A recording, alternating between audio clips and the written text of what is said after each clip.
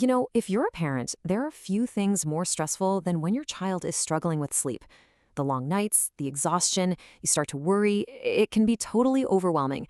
But what if all those difficult nights are actually trying to tell you something really important? Let's get into what that might be. I mean, does this question just hit a little too close to home? If you're dealing with a kid who's constantly waking up, or snoring loudly, or just seems wiped out all day long, you already know how much it affects the entire family. And believe me, you are not the only one going through this. So often we hear things like, oh, some kids are just bad sleepers. But the thing is, these struggles can be way more than just a phase they'll grow out of. They can actually be important signals, ones we really need to pay attention to. So take a look at this list. Do any of these sound familiar? We're talking about things like really loud snoring, or even gasping for air, waking up totally confused or screaming. Maybe you've noticed little pauses in their breathing. Or maybe they're just incredibly sleepy during the day. These aren't just little quirks. They're very specific warning signs that something else might be going on under the surface. And this right here is the crucial point. We have to kind of shift our thinking. This isn't necessarily about a bad habit or a behavior problem. This could literally be your child's brain or body sending out a signal that it needs some help. Okay, so if it's a signal, how on earth do you decode it? Well, the answer is in seeing sleep for what it really is, a direct window into your child's overall health. This quote is just so powerful, right? It gets right to the heart of it. I mean, think about it. Sleep is one of the only times we can get a totally uninterrupted look at the body's underlying systems, especially the brain, just doing their thing without any interference.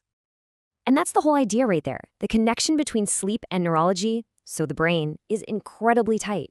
That's exactly why a pediatric sleep study exists. It's designed to see what's really happening when your child's eyes are closed. And this is especially critical for kids who might already have known neurological conditions. So what is this tool that lets us peek through that window? It's called a pediatric sleep study, and I promise it's not nearly as scary as it might sound. Let's break down what it actually is.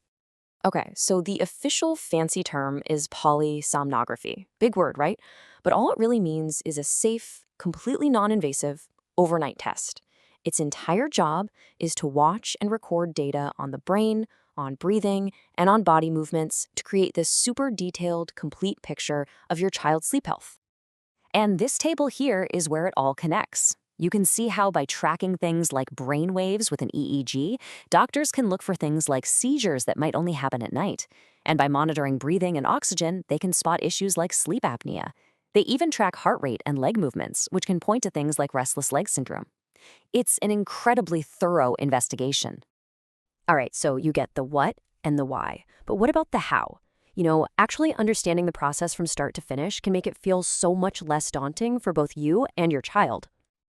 The whole journey is designed to be as supportive as possible. It all starts with counseling, just to walk you through everything so there are no surprises.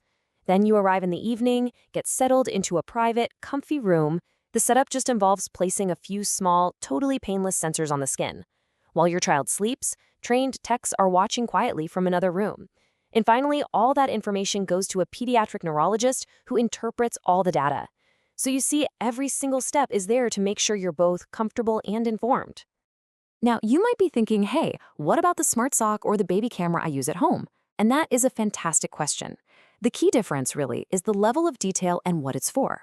A home monitor is great for general insights, but a professional study gives you comprehensive medical-grade data, including that all-important brainwave information. And this is the big one, it's all interpreted by a medical specialist who knows exactly what to look for. And of course, the number one thing on everyone's mind is your child's comfort. So it's so important to know that a parent or a caregiver always stays overnight.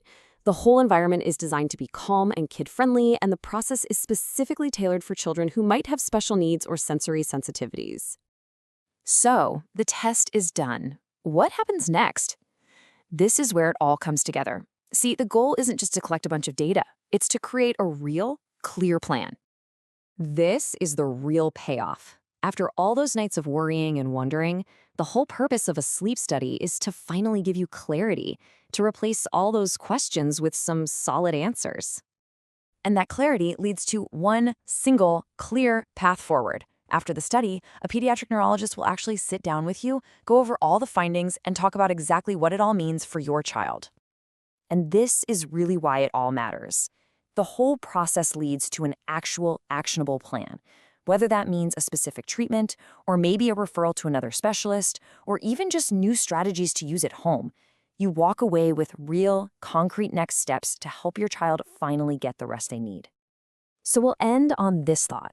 The next time you're up in the middle of the night and you're feeling that frustration, maybe try asking yourself this question instead. Because if you listen really closely, you might just find the answers you've been searching for.